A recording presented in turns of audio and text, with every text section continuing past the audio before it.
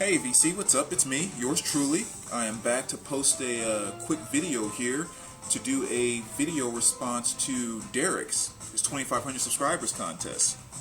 VC cheer. When I do a cheer there, it's getting kind of flat. I've been working this bottle for like 3 days now, 3 or 4 days. I say I only drink a little at a time. Yeah, just wanted to do a quick response to celebrate Derek's 2,500 plus subscribers. And I'm sure I don't have to tell you how significant that is by any means. I mean, 2,500 plus subscribers in the VC is absolutely huge. And it doesn't surprise me at all either, because I mean, the D-Man posts more videos than Michael Jackson in the 80s. I mean, he's just, when you have that much exposure and spending that much time uploading stuff to connect with people and talk with people and interact with people, I mean, you're going to connect with people, plain and simple. So with all the time and effort that he's put into constantly staying in touch and sharing himself, I mean, it's no shock whatsoever that he has that many subscribers. So that's awesome, D-Man. You know, being able to connect with that many people strictly based on your passion. I mean, it doesn't get any better than that. So congratulations, big time. I also want to thank you very much for the great things you said about me and all a couple of your videos recently. You're definitely someone that I certainly look up to in the VC. So to hear that type of positive feedback from you, it's extremely meaningful. I mean, that's just the best way I could put it. I mean, I just really appreciate it. So I wanted to, like I said, make sure I did a response to your video and just kind of address, jumping in on your video. There was something else you said I wanted to make sure I responded to as well, because you talked about a couple things in your, the thing about people using the word bro and kind of how it made you feel and stuff like that. I wanted to kind of jump in with you on that and just kind of I guess kind of share thoughts on that as well, because I do know what you're talking about. I can see how it can kind of come off that way. That's one of the things that's a lot different about being in tight-knit communities, is that it's easier to get context when you know people and when you're actually interacting with people on a regular basis and you kind of know each other. But I think sometimes where things start gets a little gray is when you start going outside of your close-knit communities, and sometimes it can be hard to get a good read on where someone is coming from when they say something or anything like that. So I mean, I do kind of understand what you mean by that. For me personally, I mean, I thought I'd kind of share this too, because there's only a handful of people, black people in the community. I mean, and almost half of them are your family, so there's not a lot of us here. But me personally, it's not something that really bothers me within, like I was just saying, communities of people that I know. So within the VC, it doesn't bother me at all if someone, says, "Take care, bro," or something like that. Especially when those same people, you see them communicate like that with everyone. So even when because obviously there's a ton of interaction between people in the VC that have, no black person in that communication, or Latino or anything else for that matter, that still say and call each other bro. And so, I think I know pretty sure, 100% sure in the VC, that has no connotation of anything regarding color. I think it's really just kind of the cheesy way that us dudes have to say "I love you" to each other, because we can't just say we can't just say we love each other, so we have to call each other bro. So yeah, I don't think that type of negative connotation is really existed in the VC, and I think everyone does kind of see everyone as just being a person, like you said. That's how you want people to see. But since I am kind of talking about this, so I do think that's one thing that's kind of interesting, because I actually tend to embrace when people acknowledge the fact that I am black, in the sense that if I'm listening to, or they find out I'm all about Slayer, Sepultura, or Iron Maiden, or whatever, and they kind of get that response of, wow, I've never met a black guy that blah blah blah blah blah blah. You know, I actually think that number one, it's a positive thing because that's who I am. So people are actually seeing the real me, and I think that's actually less racist and grouping and making us more just human beings, as you said, when people acknowledge that. Because I think it's more racist, not racist, that's not a good word, but I think it's more putting us in boxes of based on color and everything else, when someone automatically looks at me and thinks my music collection, whatever it might be, when that guy goes home, is probably 90% hip-hop or R&B. That's what bothers me, because to me, that's what's looking at me as a black man and putting me in a, you know, quote-unquote black or urban culture by them thinking that 90% of my music collection must be hip-hop or R&B. That actually bothers me. So when I'm in a position where someone acknowledges, oh, okay, I see you are, you know, black, African American, whatever you want to say, and you are about Maiden, you are about Sepultura, you are about, to me, that's actually breaking down the putting people in boxes based off of color and everything. So when someone actually acknowledges that, I think it's a pretty cool thing. I know one thing that's always been kind of interesting, and I'm not kind of rambling on, but you're pulling out some really good stuff here, D-Man. Like one thing that I used to, you know, over the course of my lifetime, I've dated a number of white girls over the course of my lifetime. So it's always interesting to see those different, you know, culture differences and everything. And one thing that a lot of them used to find very strange is how I would notice if we went out somewhere, if there were other mixed couples that were out and about. You know, be it we were, you know, at the movies and there were like 2 or 3 other black and white couples, or at lunch, or whatever the case may be. And it never fails. You know, they always ask me at some point in time, like, you know, well, why do you notice that? Well, why do you care about that? And I say, you know, because to me, it's not because I'm paying attention to color, but it's more so I'm acknowledging the fact, and it makes me feel good to acknowledge the fact that we're moving past all that stuff. You know, because 50 years ago, that couldn't happen. Not without something seriously, you know, bad going. That couldn't happen. And now it's like, we don't even think about it. It's just like, it's everywhere all the time, everything. And to me, I love that. I love embracing that because, you know, it's like, cool, I get to walk around and see what my grandparents didn't get to see. I get to walk around and embrace what, you know, what they fought so hard for.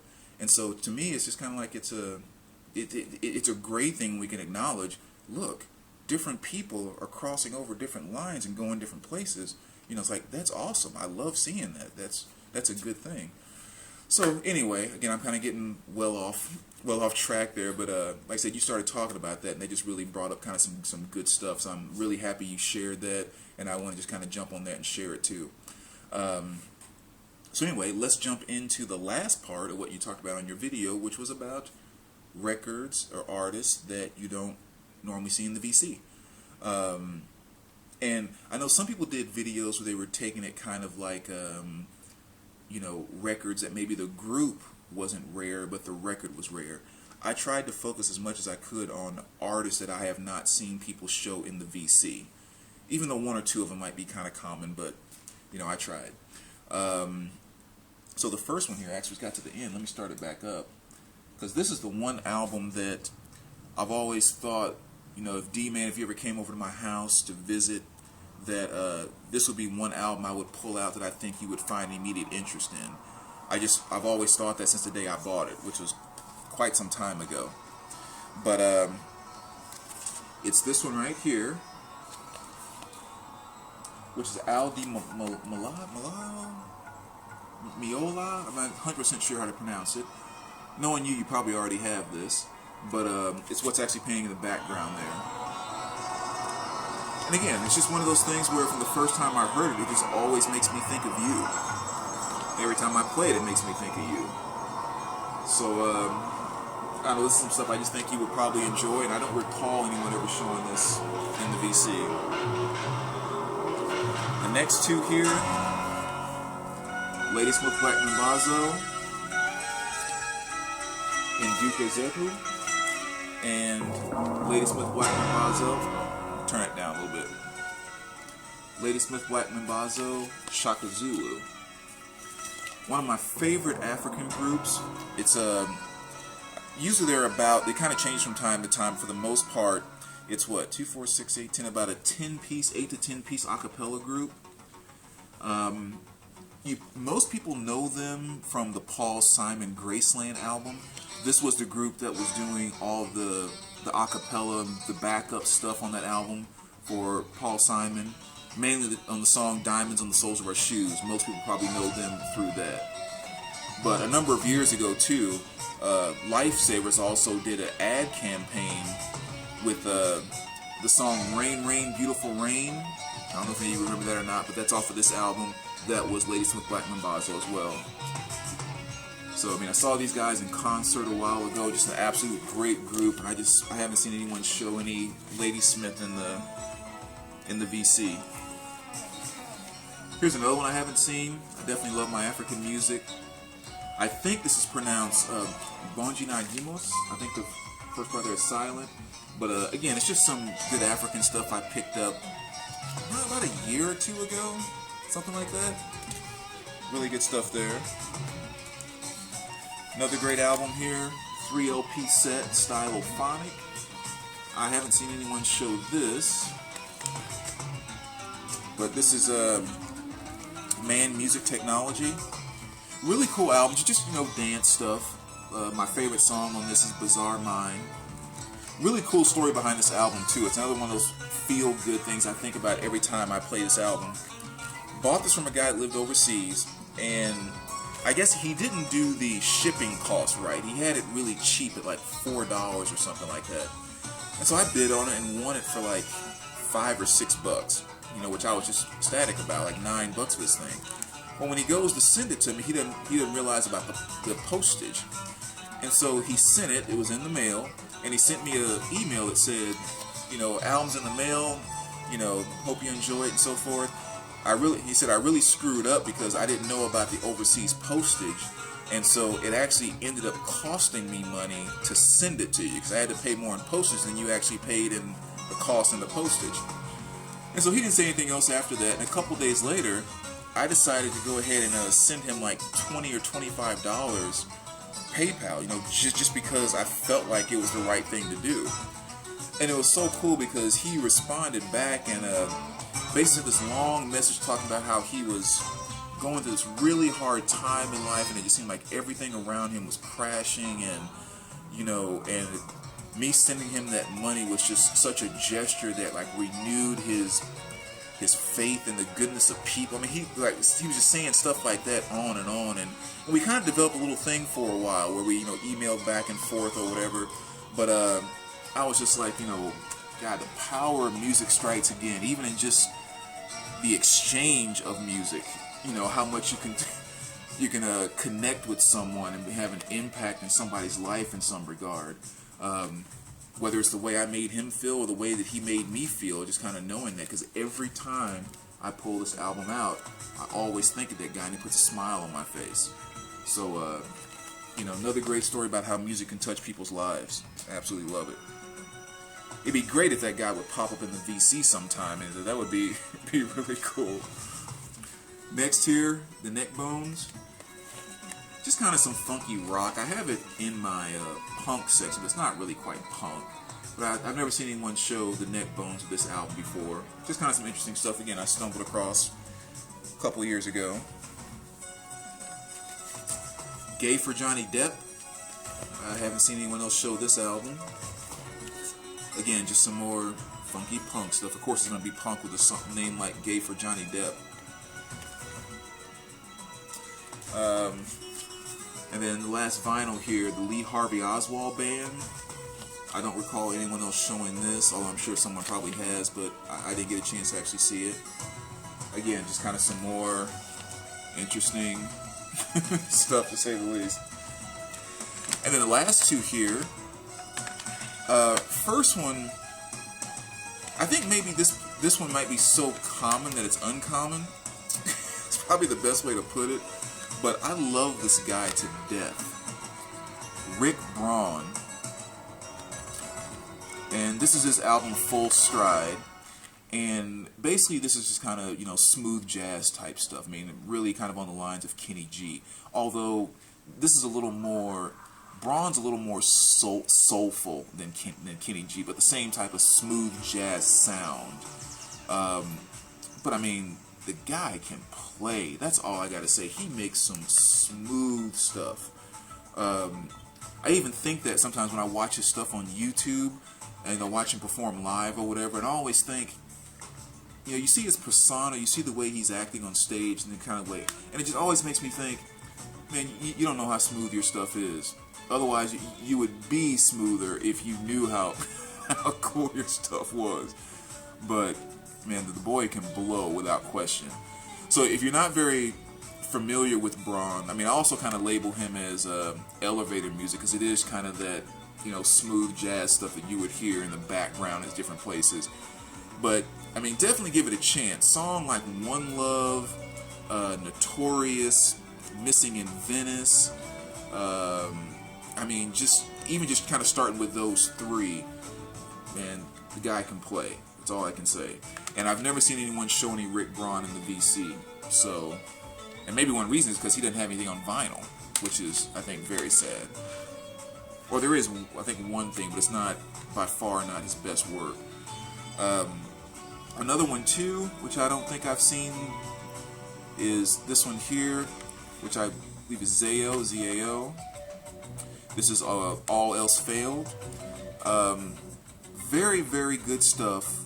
Good metal band.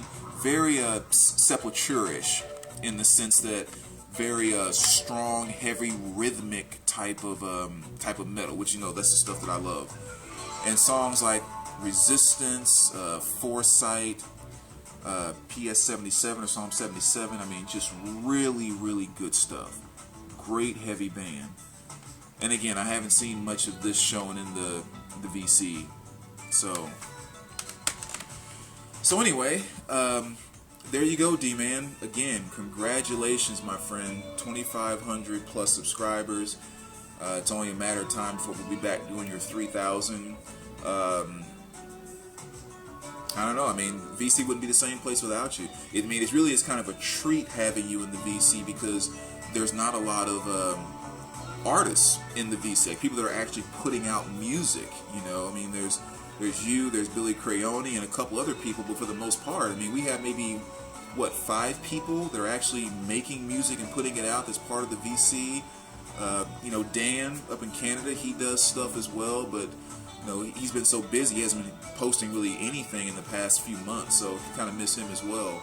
But again, man, it's a pleasure to have you. It's a privilege to have you, and look forward to 2013 and seeing what else you bring to the table. All right, take care, my friend. We'll talk to you soon.